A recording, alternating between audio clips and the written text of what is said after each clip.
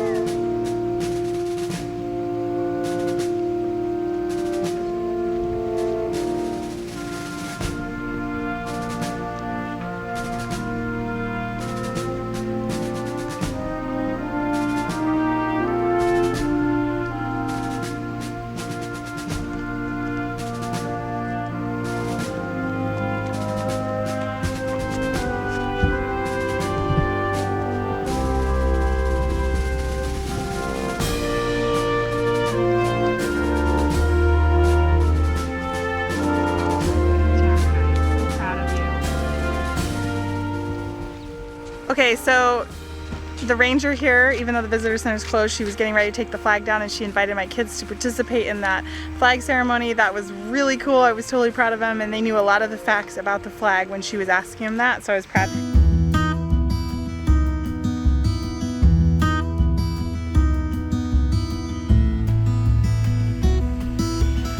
Interesting fact about Wilson's Creek here is that after the battle, when there were so many bodies that were lying down,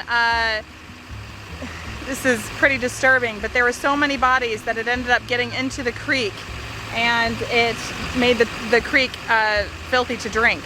And the 2 little girls that I believe were on Ray's farm ended up dying a year after that because they were drinking this water still that ended up being contaminated from the bodies, and they ended up dying of typhus. So it's really sad, but you know, I guess those are the effects of war. But seeing this here, even though it looks like just any other creek, it just reminds me of what we learned and how sad that is, and how sad war is in general. Okay, so this is the site for Gibson's mill and his home. And his home would have been right over there. The mill so it says here that the mill and house of John Gibson once stood in the valley. On August 9th of 1861, the day before the battle, the Gibson family and their neighbors found themselves surrounded by more than 12,000 Confederate soldiers. We are right here, And here is Gibson's Mill would be right there. This is Wilson's Creek right here. And where the big battle took place is just on the other side. Bloody Hill is right there. So it must be just beyond those trees right there. Bloody Hill is where the battle took place on August 10th that morning for 6 hours. That's what happened.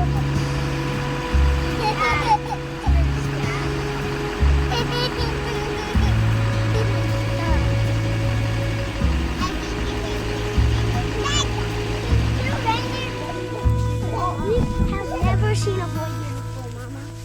I know, that was really cool, wasn't it? Was it cool to see the boy deer Yeah. with the little antlers on his head? Yeah, it was Bambi. I know, that was pretty cool. Or it could have been Rudolph. Yep, it could have been. Nah, Rudolph's a reindeer. That wasn't a reindeer. That's just a deer. Okay, so this is the Ray family house. This must have been a picture depicting the cellar that they ran into during the battle. The Ray family took refuge in their cellar. Okay. So, Faith, you read a story about one of the little Ray girls that was talking about the war, and it was in her words. Can you tell us what she said? This is Olivia's story. Papa, Papa, screamed the children in the unison. A soldier just rode by and told us there's going to be fighting in 10 minutes. Mama stepped out on the porch where Papa was sitting with the baby in his lap. Come quickly, John. Let's get the children into the cellar. Oh, Roxana, Papa said. He was trying to scare the children, but moments later he saw a black line on a ridge across the valley, which could be only a soldiers on the march. My name is Olivia, and I was only 7 on that hot August day. The day was over. I had seen things I will remember if I live to be 82. So the little girl Olivia that lived here, she talked about what that day was like, and they saw a big black line across this field. So if you can think about that, this field right here, they saw a big black line from their home right there coming, and they knew what that meant. They knew that the fighting was coming here. And so the mom, they hadn't even had breakfast yet. So We found the cellar! okay, thanks, Jake. And so the mom rushed them to the cellar, all of them, including their slave, Aunt Rhoda is what they called her, and her 4 young children, and they all hid down in the cellar for that entire day. And then when she woke up, they came outside, and all here along this field, they woke up and they just saw, they came up and they saw just bodies all over and wounded, and then they took care of them. And she had said at the end, I saw things that I will remember, and if I live to be 80. And I just think it almost makes me overcome just a little bit, just to think what that would be like, because if this had been our family that was living here on this house, and then that had happened, what a big day. And they fought for 6 hours that day. Can you imagine the fear that those children might have heard in their cellar with all of those gunshots and cannons going off for over 6 hours that day? Emma, can you tell me why you're grumpy, sweetie? Stupid COVID ruins everything. Is that why do you say that? We can't even go in the Ray house. And you can't go in the visitor centers. You sad about it? And you can't be given the thing with the junior rangers. I know. I'm sorry. Adam, would you be scared if you saw a bunch of soldiers coming? Mm-hmm. You would? Show me your scary face, scared face. That's your scared face? Oh, that's a sad face. Can you go, that's a surprise face. How about a, your scared face looks happy. So here's Ray's cornfield, which is like right here. The Confederates were hanging out here. The Union come through the cornfield, popped out right where the Confederates were, and the Confederates drove them. See how it says Union retreat? They drove them back towards their Mom, can you the hold rest of this? the group. Mom, can you hold Okay, so about a fourth a mile down here, which we would camp, but our we would hike, but our 2 little ones are actually having a really rough time right now. They're both tired and hungry, so we're not going to make that hike. But this is where the Confederate leader Price, this is where his headquarters were, to kind of show you On the map here was Ray's house, and this is Price's headquarters right over here. The interesting part about this battle was that on the night of August 9th, it began to rain, and they were going to advance or take, let's see. Look! Yeah, they were going to advance on the Union. However, they stopped because it began to rain, and they had their gunpowder instead of in cartridges. Their gunpowder was actually in paper, and they were worried that the rain was going to come down, and obviously it would soak the paper and soak the gunpowder, and they wouldn't be able to use it. It'd also be hard to put into the musket even when they were fighting. So they stopped that night. So then they went back to their camp, and on the next morning, on August 10th, they had the Confederate officers at Price's headquarters did not know that the Union's columns were upon them. And shortly after dawn, the Federals gave the rebels a rude awakening. The trail beginning here leads down to the historic Wire Road and then across the creek to the site of Price's headquarters.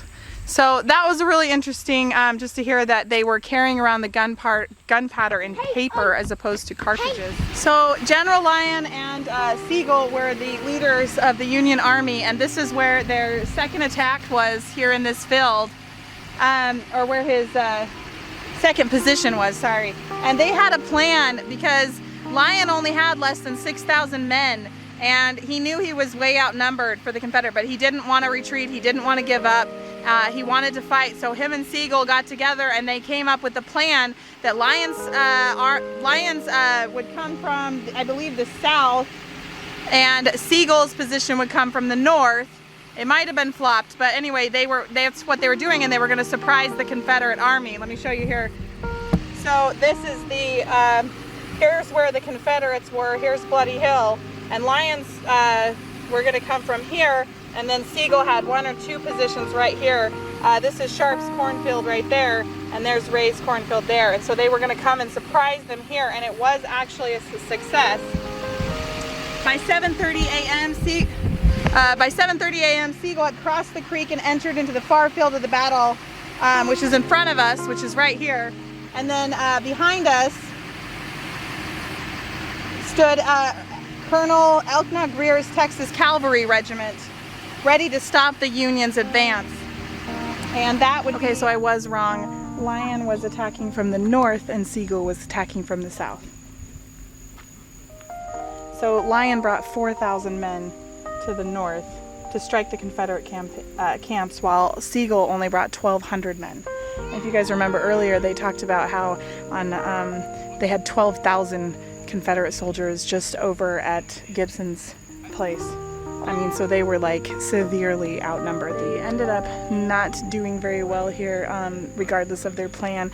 The hill right here behind me, it's this area right here behind me, they had some rebels that were, they mistook them for reinforcements to Lyon's army because the 1st Iowa clad, they were wearing gray. And they knew that, even though the Confederates were also wearing gray. So they mistook them and thought that they were reinforcements when they actually weren't. They were the Confederate army coming up behind them, and they severely charged and overran Sigel's position. Okay, so this spot is Gabor's battery from the Confederates. And he has, as you can see, there were actually 4, and there is one more behind me. The basic purpose of his battery here is to stop any Union soldiers that might be advancing over this hill. By the way, a battery is a bunch of cannons. That's so mean. You're right, that is exactly what a battery means.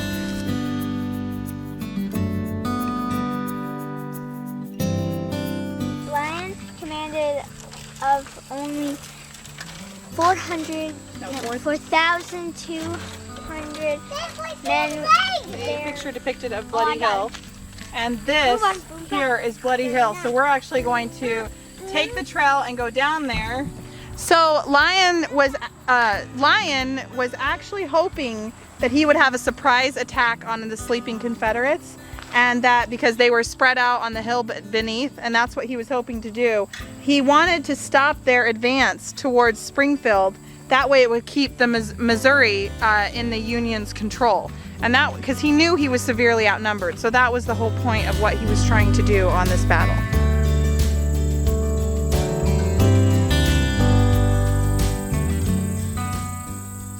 So this here is the battery F of the 2nd U.S. Artillery. The purpose of them was to just keep steady fire, so suppressive fire on the Southern troops. This one here is the U.S. model 1841 12-pounder gun. It could launch a 12-pound ball, so imagine when you're bowling, you grab a 12-pound bowling ball, shove it in the bottom of this thing and shoot it 1 mile. It said that it was able to reach the Ray farm, Oh man. which is a mile away that way.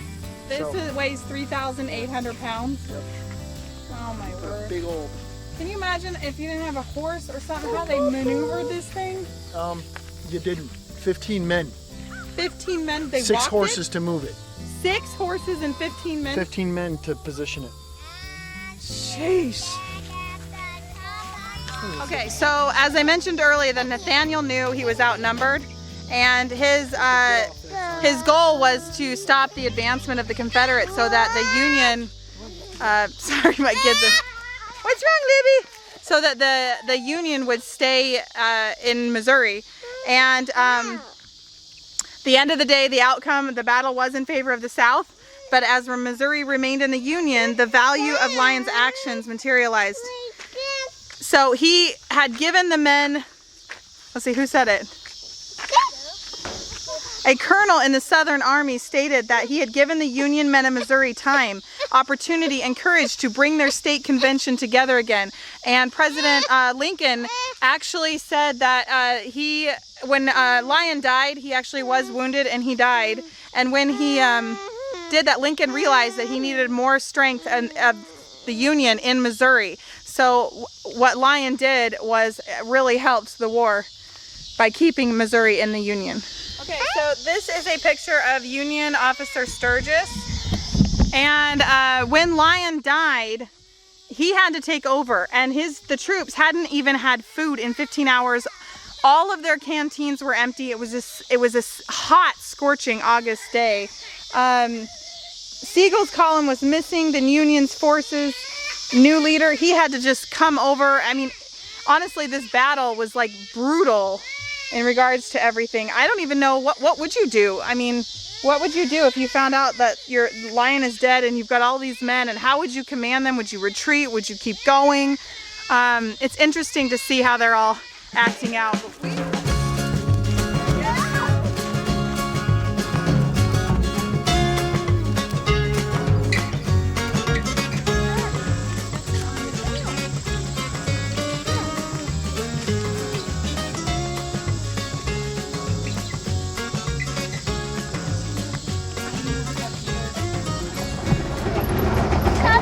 So the park is closing.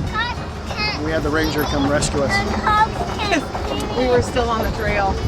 We're riding in a ranger. We saw an armadillo. Yeah, we did, huh? It's pretty Yeah. cool. All right. That'll be a nickel? Wait, but we're on a corn shortage. We don't have any.